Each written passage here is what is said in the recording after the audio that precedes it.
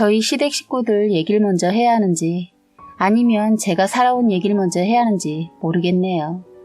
일단 저희 친정은 남들과 조금 다른 가정의 구성원입니다. 큰언니가 장애를 가지고 있기 때문이에요. 언니는 엄마가 임신했을 때 약을 잘못 먹는 바람에 뱃속에서부터 이상했다고 해요. 그래서 병원에서 엄마에게 수술을 권했지만 엄마는 언니가 이상할 것을 알고도 살아있는 생명체를 차마 지울 수가 없어서 낳은 거라고 했어요. 엄마는 아이가 잘못한 것도 아니고 본인의 실수로 잘못되었다는 것에 대한 죄책감에 차마 수술을 할 수가 없었다고 해요. 한 생명체여서 그럴 수 없었다고. 그렇게 태어난 아이도 그렇게 태어난 애를 키워야 하는 것도 피할 수 없는 운명이라고 받아들였다고 합니다. 이렇게 엄마의 뜻이 강했던 터라 이런 선택을 아버지는 처음에는 반대를 했지만 결국에는 어머니 뜻을 따랐다고 해요. 이 정도로 저희 부모님들은 마음이 따뜻한 분들이세요. 그런데 언니가 태어나고 장애가 있는 손녀를 보자마자 할머니는 기겁을 했고 장애가 있을 거라는 그걸 알고도 애를 낳은 엄마를 미워하고 용서하지 않았다고 합니다. 어머니를 보면 항상 구박을 했다고 하는데 할머니가 늘 하는 구박은 내가 너만 보면 속에서 우라통이 터져서 죽기 일보 직전이다. 그리고 저건 내 손주가 아니다.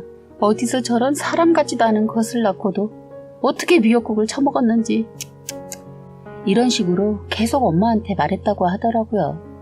그런데 아이를 낳기 전까지는 할머니와 엄마를 모녀 사이라고 착각할 정도로 서로 사이가 남달랐다고 해요. 그런데 이런 일이 있고 나서 할머니는 180도 변하셔서는 합가에서 살고 있던 엄마 아버지를 꼴도 보기 싫다고 집에서 내쫓았다고 합니다. 부모님들께서는 그때 가진 돈이 없어서 많은 고생을 했다고 하는데 집에서 하루아침에 쫓겨난 아버지와 엄마는 안 해본 일이 없었다고 해요. 아픈 딸을 데리고 빈손으로 나왔기 때문에 갈 곳이 없었던 엄마는 외할머니 집으로 갈 수밖에 없었다고 하네요. 다행히 저희 외할머니께서 엄마 아버지를 받아주셔서 집을 마련할 때까지 언니를 봐줬다고 합니다. 보통 선입견이라는 게 있잖아요. 장애가 있었다는 것을 알고도 장애를 낳은 딸을 받아주기는 쉽지가 않았을 텐데 저희 외할머니는 흔쾌히 받아주셨다고 하네요. 외할머니 또한 저희 부모님들처럼 따뜻한 마음을 가지신 분이라 가능했던 것 같아요. 저희 외할머니는 예전에 결혼하지 않고 수녀가 되시려고 했다가 외할아버지와 눈이 맞아서 수녀를 포기하고 결혼을 했다고 들었어요. 그래서 그런가 마음이 정말 따뜻하신 분이세요. 엄마가 힘든 상황에서도 쓰러지지 않고 버틸 수 있었던 것은 외할머니 힘이 컸던 것 같습니다. 그래서 아버지와 어머니는 일을 가리지 않고 일거리가 있다고 하면 잠을 쪼개가면서라도 돈을 벌었다고 했어요. 장애가 있는 언니의 병원비가 만만치 않았기 때문에 두 분 다 열심히 사셨다고 합니다. 일을 하기 위해 아픈 언니를 다른 곳에 맡기려고 해도 받아주는 곳이 없어서 어쩔 수 없이 아픈 언니를 어디에도 맡길 수 없었던 엄마는 만만한 게 친정엄마였던 거죠. 그때 저희 부모님이 비빌 언덕이라도 있어서 지금처럼 사실 수 있지 않았나 싶네요. 엄마도 사람인지라 솔직히 언니를 돌보는 일이 쉽지는 않았을 텐데 대단하신 분들이라는 생각밖에 안 듭니다. 명절에 모이거나 생신 때 모이면 옛날 얘기하는데 옛날 얘기를 듣다 보면 저희 부모님 정말 대단하시다라는 말밖에 나오지 않습니다. 한 푼 두 푼 모으고 전략을 해서 집을 사시고 나서는 아버지는 생계를 위해 일하시고 엄마는 하시던 일을 그만두시고 몸이 불편하신 외할머니를 보살펴드리고 언니를 봤다고 해요. 어느 정도 자리를 잡히고 여유가 생겼을 때 저도 낳았다고 하더군요. 살림이 피고 정상적인 손주를 낳았지만 아버지는 그때 쫓겨나면서 친할머니를 버렸기 때문에 쫓겨난 이후로 한 번도 본가에 가지 않고 살았다고 해요. 엄마도 마찬가지로 시댁에 찾아가지 않고 외할머니랑 살았어요. 제가 어릴 때 기억으로는 외할머니가 친할머니인 줄 알았던 것 같아요. 그냥 할머니라고 하라고 했기 때문에 그랬던 것 같아요. 외할머니가 친할머니가 아니라는 것을 초등학교 때 알았던 것 같습니다. 친할머니가 저희 집에 찾아왔거든요. 제 어린 기억 속의 장면은 아버지가 친할머니를 저희 집에서 내쫓은 기억이 생생하게 남아있네요. 아버지는 예전에 상처가 컸던 나머지 친할머니한테도 그랬던 것 같아요. 친할머니는 자식이 아버지 말고도 아들 셋이나 더 있고 딸도 셋이나 더 있어서 그런지 나중에 그냥 없는 자식 생각한다고 하고 가셨어요. 저희는 할머니와 그때 완전 인연을 끊은 게 아닌가 싶어요. 그 이후로 할머니를 만난 적이 없었거든요. 이제부터 저희 시댁과 신랑에 관한 막장 얘기를 해보겠습니다. 저는 전문대를 졸업하자마자 자그마한 회사에 들어갔어요. 사실 사전대를 가려고 했는데 그냥 돈을 벌어야겠다는 생각에 4년을 포기하고 2년대인 전문대를 가게 되었어요. 취직도 바로 되어서 제가 계획했던 돈을 잘 벌고 있었죠. 남편은 회사 근처에 있는 가게에 종업원으로 일을 하고 있었어요. 저희 회사 직속 상사님께서는 장난기가 굉장히 많으셨는데 자꾸 저와 남편을 엮는 거예요. 저는 연애에는 관심이 없어서 사실 모태솔로였는데 회사 직원들까지 합세해서 저희 둘을 엮어주는데 분위기에 자꾸 저도 끌려가더군요. 정심을 대놓고 먹는 곳이어서 자주 얼굴을 보게 되었는데 남편의 느낌은 나쁘지 않았어요.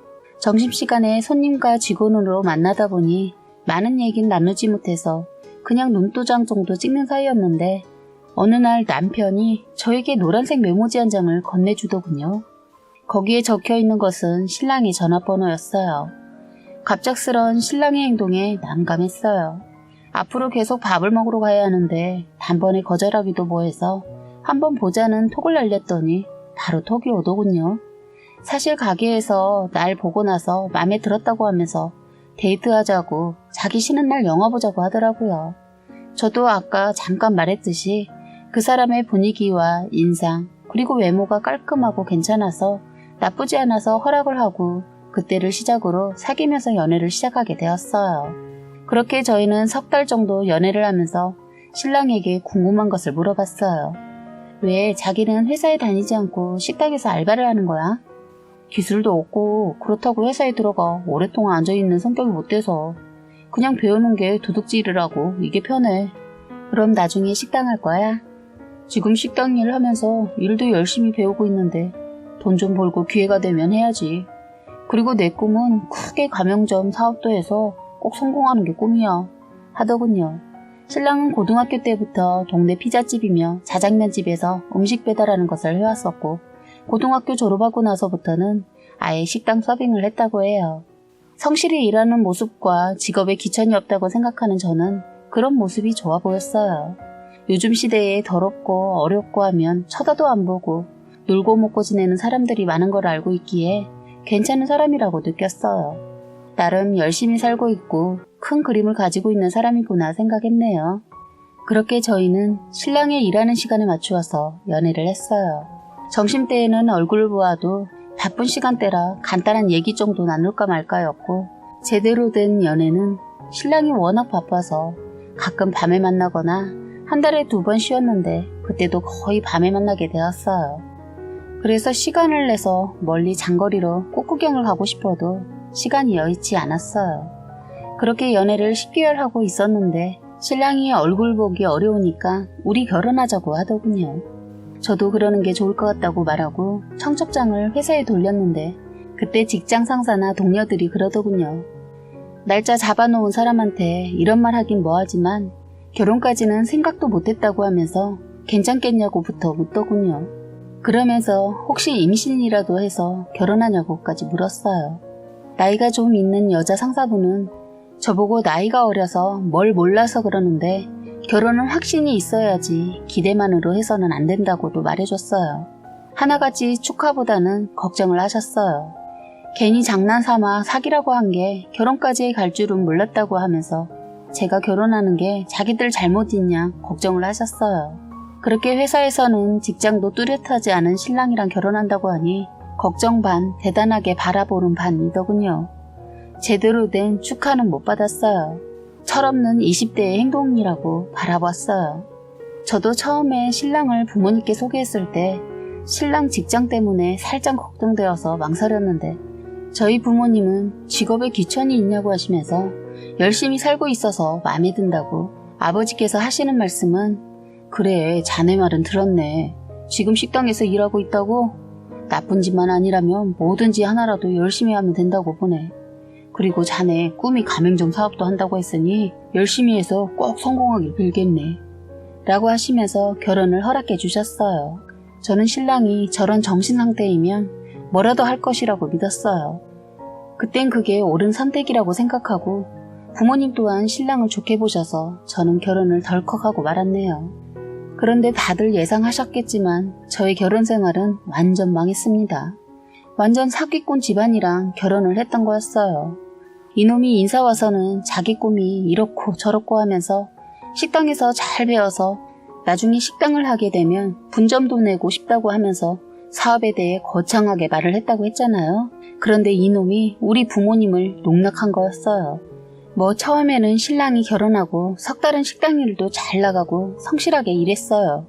친정 부모님들도 그런 신랑의 모습을 보고 대견해했죠. 그런데 하루 몸이 아파서 쉬더니 오늘은 이래서 쉬고 다음에는 저래서 쉬고 하더니 자꾸 핑계를 대면서 식당을 나가지 않는 겁니다. 그래서 제 월급으로 한 달, 두 달 이러더니 아예 일을 하지 않아서 제가 번 돈으로 생활을 하면서 지냈고 완전 백수 생활을 해버리는 거예요. 그래서 저는 이렇게 놀고 있는 백수 남편에게 자기 너무하는 거 아니야? 이제 집에서 쉴 만큼 쉬었잖아. 왜 일 안 하는데? 생활비 내면 빠듯하단 말이야. 이렇게 놀고 먹지 말고 내일부터 당장 일해. 라고 했습니다. 그랬더니 알았다고 하고는 또 퍼질러 놀더라고요. 정말 한심했어요. 하지만 친정 부모님께는 말씀을 드리지 못했어요. 괜히 걱정을 끼쳐드리고 싶지 않았어요. 가끔 친정 부모님이 저희 집에 오면 일부러 밖으로 내보내거나 집에 있을 경우에는 쉬는 날이라고 둘러댔습니다. 한 번은 신랑이 하는 식당에 가서 밥을 드시고 싶다고 해서 그땐 식당 사장님이 일이 생겨 잠시 문을 닫았다고 둘러대고 신랑이 물류센터에서 택배 상하차 알바를 하고 있다고 했어요. 택배 상하차 알바를 한다고 했더니 제 속사정도 모르시고 그 일 정말 힘들다고 하던데 네 남편 대단하다고 하시더라고요. 정말 그 말 듣고는 제 속이 타들어갔어요. 엄마 아버지가 일부러 찾아가실 수 없는 업종을 말하다 보니 그렇게 둘러댔는데도 신랑은 일을 하지 않았어요. 진짜 택배 상하차 일이라도 하라고 하니까 자기가 그딴 데에서 썩을 놈이 아니라는 겁니다. 꼴에 허세가 가득한 남자였어요. 그런 놈이 어떻게 식당에서 일을 했는지 궁금했네요. 싸울 때 물어보니까 그딴 거 묻지 말래요. 그러면서 제가 벌고 있는데 굳이 자기가 벌어야 하냐고 저한테 그러더군요. 아니 내가 지 책임지려고 결혼한 것도 아닌데 저한테 딜부터 살려고 하더라고요. 이 남자와 말을 하면 할수록 결혼 잘못했구나 싶었어요. 직장에서도 식당에서 신랑이 보이지 않자 저에게 자꾸 괜찮냐고 묻는 거예요. 직장에도 저희 부모님께 말씀드린 것처럼 사정이 생겨 업종을 옮겼다고만 했네요. 직장에 신랑을 모르는 사람이 없으니까 저도 모르게 거짓말을 하게 되는 거예요. 그래서 신랑을 그래도 잘 달래면 뭐라도 하지 않을까 싶어서 아버지한테 부탁해서 식당 차려주면 할 거냐고 물었더니 그것도 이제는 하기 싫다는 거예요. 기가 막힌 게 이제 일하는 거 지쳤다면서 제가 일하면 자기는 살림하고 살고 싶다네요. 놀고 먹으면서 말입니다. 살림 남자도 할 수 있죠. 뭐 그런데 이 사람은 살림을 할 사람이 아니고 그냥 놀고 먹고 싶었던 거예요. 이 사람은 경제관념도 없고 미래가 없는 사람이었던 거예요. 저희가 살면서 들어가는 생활비에도 관심이 없었어요. 생활비에 대해 말하면 집 있는데 뭐가 힘들다고 하냐고 되려 짜증을 냈어요. 사실 저희 결혼할 때 아버지가 집을 해주셨고 결혼자금도 다 해주셨어요. 제가 벌어둔 돈은 살면서 힘들 때 쓰라고 놔두라고 해서 그건 은행에 묵혀둔 상태였어요. 솔직히 신랑 말대로 집 있고 하니까 한 달에 나가는 생활비는 그리 크게 나가지 않았지만 그 외에 부수적인 것들이 자꾸 빠져나가다 보니 돈이 모이지 않는 거예요.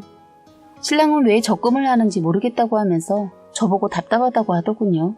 즐기면서 살지를 못한다면서 대려 저를 공상 맞다고 노인네 같다고 했으면서 어이없게도 돈 필요할 땐 저에게 손을 내미는 사람이었어요.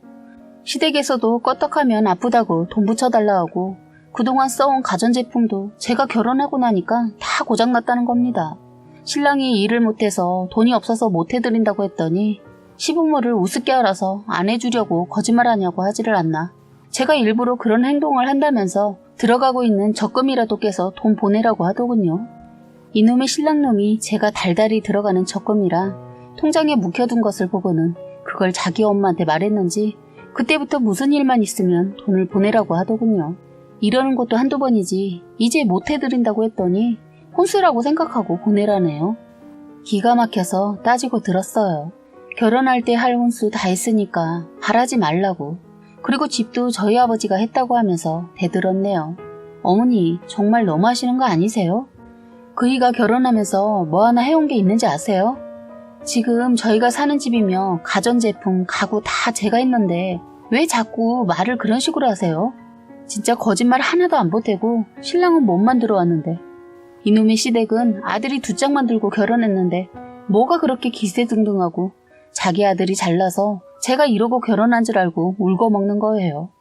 제가 부족해서 신랑한테 매달린 여자 취급을 하는 거예요. 완전 며느리를 얻어서 살림을 넓히려고 작정을 한 것 같더라고요. 그리고 더 웃기고 황당한 건 떡하면 자기 아들 백수로 놀고 있는 걸 저희 친정집 탓을 하는 겁니다.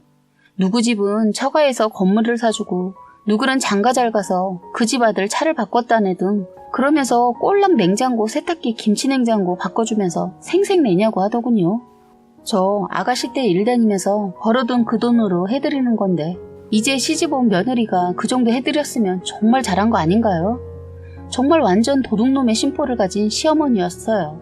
자식을 상대로 저랑 거래를 하는 나쁜 시어머니 같았어요. 시어머니 전화를 받은 날이면 하루가 재수가 없었네요. 신랑이란 놈은 그날도 외박을 하고 다음날 들어왔더군요. 저는 더 이상 이대로는 살 수가 없을 것 같아 앉혀놓고 얘기를 했어요. 뭐야? 이대로 그냥 백수로 살 거야? 자기가 말하는 살림이 이런 거야? 또 뭐가 불만인데? 또 엄마 전화 왔어? 그 놓친 애는 왜 자꾸 전화한다냐? 내가 전화했다고 지금 이러는 거야? 너 정말 왜 이러고 사냐? 네가 이 모양이니까 네 엄마고 뭐고 전부 싫어. 너 지금 네 엄마라고 했냐? 나는 내 엄마 욕해도 너는 그러면 안 되지. 그럼 똑바로 해. 나 진짜 참는 것도 한계가 있고 진짜 지친다. 네가 이러니까 모든 게 다 싫고 그만 살고 싶다고 하자 갑자기 그래? 그럼 그만하자. 뜬금없이 그러는 거예요. 무슨 말이야? 지금 장난해? 너 나랑 이러려고 결혼했어? 라고 말을 했어요. 그런데 대뜸 한다는 말이 나를 화나게 했습니다. 네가 먼저 분명히 그만 살고 싶다고 했어. 아니, 다 됐고 나 여자 생겼다. 계속 속일 수도 있었는데 양심이 찔려서 너한테 지금 말하는 거야.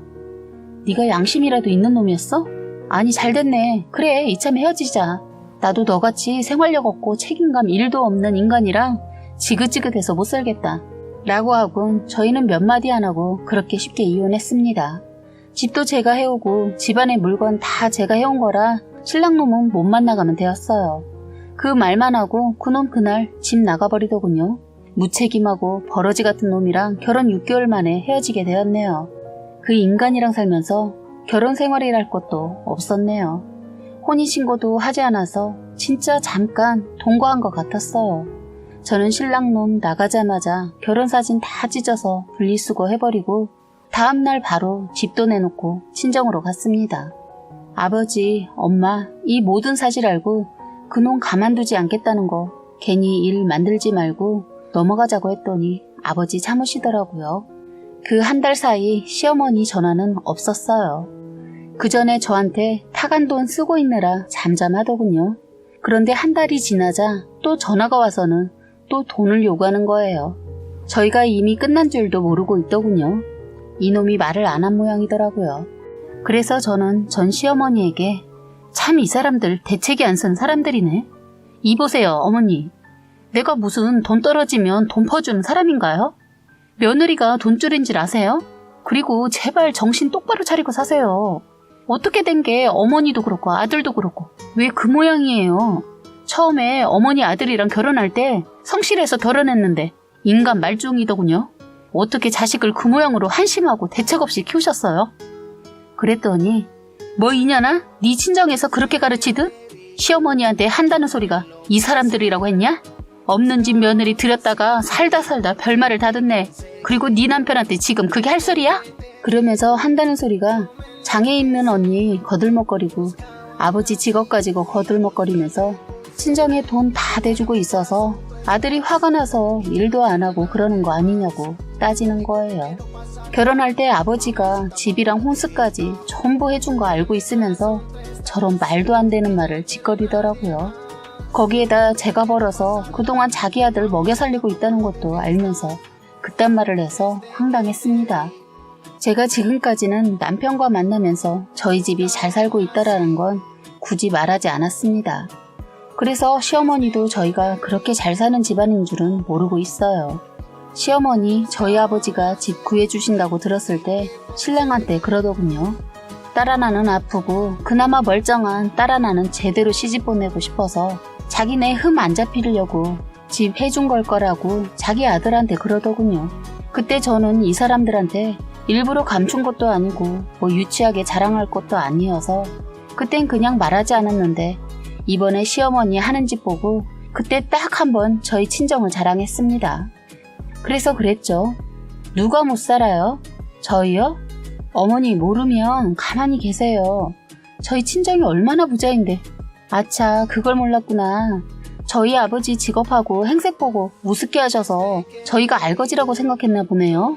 제가 이런 말을 안 하려고 했는데 저희 아버지 빌딩도 몇 채나 되시고요. 정말 부자라는 말을 할 수 있을 정도의 재산을 가지고 있어요. 라고 했어요. 어머니 당황해 하시면서 말 같지도 않은 거짓말 하지도 말아라. 니까 집안이 무슨 부자냐? 부자는. 하시길래 웃으면서 맨날 속고만 사셨나봐요. 그럼 믿지 마세요. 그리고 가만히 있으면 복이 들어왔을 텐데 이러니 복이 달아나죠. 신랑이란 놈도 성실하게 일하고 있었으면 아버지가 식당이라도 차려주려고 준비하고 계셨는데 둘이 쌍으로 복을 차셨네요. 그러자 자기도 생각해보니 진짜 같은지 돌변해서는 그게 내가 언제 너한테 뭐라고 했냐? 그냥 동네 할망구들이 자꾸 지 자식들 자랑을 하니까 나도 시샘이 나서 그랬지. 나도 며느리 잘 얻었다고 자랑 많이 하고 왔어. 누가 며느리예요? 저 한 달 전에 다행히도 혼인신고도 안 한 덕분에 아주 간단하게 깔끔하게 이 사람이랑 끝내고 저 지금 친정입니다. 뭐가 어째? 이것들이 쌍으로 돌았네. 그 중요한 일을 어떻게 시애미한테 말도 안 하고 이혼을 해? 어디서 배워먹은 버르장 말이야? 모르셨구나. 그런데요, 잘 아셔야 할게요. 저희 혼인신고도 안 했고요. 그래서 이혼이 아니고 그냥 헤어진 거예요. 그리고 그 잘났다고 생각하시는 아드님께서요. 꼴에 여자 생겼다고 헤어져 달라고 해서 쿨하게 헤어져 줬어요. 더 기가 막힌 거 알려드릴까요? 애도 있다네요. 어머니 며느리 될 사람이 애도 있고 나이도 10살이나 많다는데 어머님 참 좋으시겠어요. 완전 아들은 며느리가 먹여 살리고 손주도 그냥 얻었으니 얼마나 좋으시겠어요. 그런데 정말 기가 막히지 않으세요? 저도 기가 여러 번 막혀서 그런가? 이젠 이런 얘기 쉽게 하게 되네요. 이제 저 그 집 며느리 아니니까 며느리라고 하지 마세요. 하고 말하고는 바로 전화를 끊어버렸어요. 그런데 이 시어머니 3일 정도 후에 저희 친정집 재산 많다는 거 듣고 미쳤는지 이혼한 거 무효라고 자기 아들 끌고 저희 친정집으로 왔더군요. 재산만 보고 쳐들어온 거예요. 아들도 미친놈인 게 저희 친정집에 돈 많다는 소리 들었는지 그 여자랑 헤어졌다고 하더군요. 그동안 그 여자가 준 돈으로 할 거 다 했으면서 제가 돈 많은 집의 딸이라고 하니까 다 포기하고 저희 집에 왔던 것 같더라고요. 돈만 보는 두 모자를 보고 있는데 진짜 한심했습니다. 시어머니 그 돈이 뭐라고 신랑을 무릎 꿇게 하더니 자기도 무릎을 꿇고 비는 거예요. 친정집에는 아버지가 계셨는데 아버지는 이때다 싶어 그동안 담아둔 화를 기회가 생기자 쏟아내셨어요.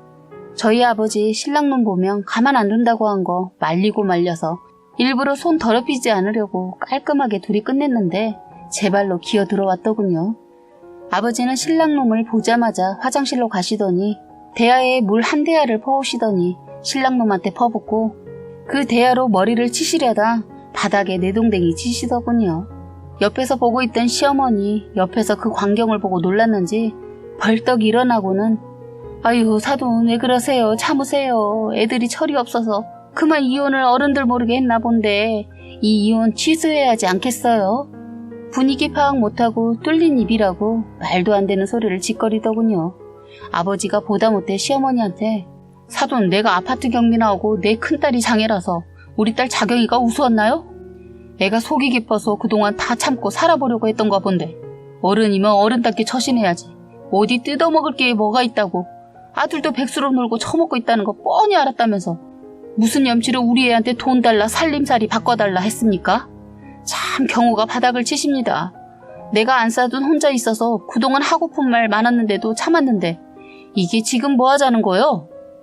하자 시어머니 자기 아들 등짝을 후려치면서 이놈아 그러니까 사고는 왜 쳐가지고 내가 못 산다. 너 같은 자식 때문에 건물이 날아갔어 이놈아. 시어머니 큰 거 하나 건져 먹으려고 했더라고요. 아버지 황당해하면서 사돈 누가 건물 준다고 했습니까? 그래서 혼자 김칫국 들이키고 착각해서 여기까지 왔나 보네. 그쪽 사돈은 기가 참 제멋대로네요. 저 노인네가 우리를 완전 벗겨먹으려고 했어. 하자 시어머니 이봐요. 돈도 많다면서 건물 하나 줘야지. 눈꽃만한 식당 하나 주려고 했어? 하더군요. 이제 막 나가더군요. 아버지는 시어머니의 행동이 어처구니가 없으니까 자경아 너 이러고 산 거야? 저런 정신 나간 시어머니의 백수놈 보고 우리 딸 대단하다. 내가 몰랐으면 어쩔 뻔했냐. 우리 딸 그동안 얼마나 힘들었을까. 저런 사기꾼 같은 것들이 다 끝난 마당에 지금 건물 얘기에 혹해서 이렇게 빌고 있는 꼬라지라고는. 인생 헛살았네 저 여자. 완전 기가 막히는 막장 드라마 한 편을 보는 것 같았어요. 이번에는 아버지가 신랑놈한테 이 새끼 너 내가 우습게 보였냐? 내가 너 내 귀한 딸하고 결혼한다고 했을 때 내가 지갑 따졌어? 젊은 놈이 성실하게 잘 사는 것 같아서 가게 하나 해주려고 했더니만 뭐 바람을 펴? 너 같은 새끼는 여기 와서 죽는 쇼를 해도 나는 더 이상 못 받아주니까 꺼져 이 새끼야. 정신 나간 네 애미 데리고 당장 가. 아버지는 화가 머리끝까지 나셔서는 차마 때리지는 못하고 말로 반죽여놨었네요. 제가 사전에 신신당부를 했거든요. 저것들은 나중에 폭력 어쩌고 고소할지 모른다고. 그런데 신랑놈도 아예 맞을 각오를 하고 왔더라고요. 얼마라도 몸으로 때우고 챙기려고 했는지 모습이 너무 웃겼습니다. 아직 겨울도 아닌데 초가을에 두꺼운 패딩을 입고 왔더라고요. 참 웃기지 않습니까?